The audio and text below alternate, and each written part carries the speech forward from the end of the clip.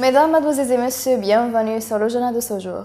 Le député Ali Tikbari a déclaré que les milices de la capitale Tripoli sont terrifiées et elle voit que les mouvements du ministre de l'Intérieur de Sarraj, M. Fathi Bashara, sont programmatiques pour atteindre le Premier ministre.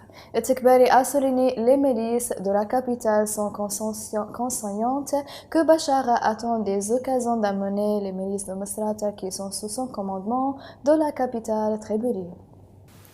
Le ministre de l'Intérieur du gouvernement libyen a appelé les citoyens et les conducteurs de véhicules à faire preuve de prudence lorsqu'ils empruntent la voie politique en raison des forces publiques.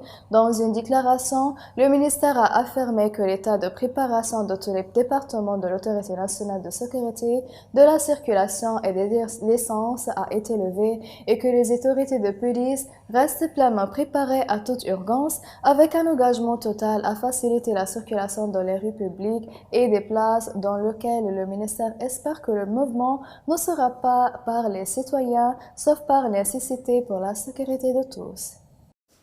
Samedi, des pluies torrentielles dans les régions de l'Est du pays ont provoqué de graves inondations dans de nombreuses régions, notamment de la ville de Bayda.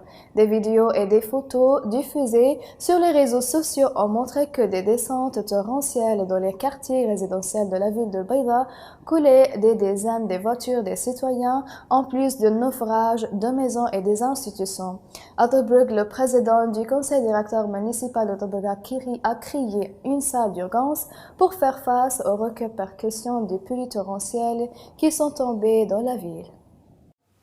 La Tunisie se prépare à accueillir les cycles du dialogue politique libyen parrainé par les Nations Unies prévus cette semaine, où les participants à la session du dialogue politique libyen sont arrivés à Gamar dans la banlieue nord de la capitale Tunisie au milieu d'ententes mesures de sécurité.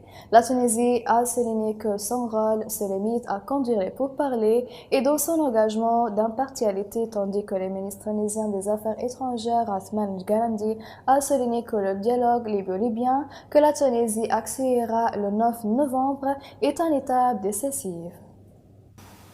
Après sa défaite aux élections présidentielles, Donald Trump a été enregistré comme premier président américain à ne pas remporter un second mandat depuis la perte de George Bush au profit du démocrate Bill Clinton en 1992. À son tour, le président élu Joe Biden est devenu le plus âgé de l'histoire des présidents des États-Unis d'Amérique après Ronald Reagan, ce titre en quittant la Maison-Blanche en 1989 à l'âge de 77 ans.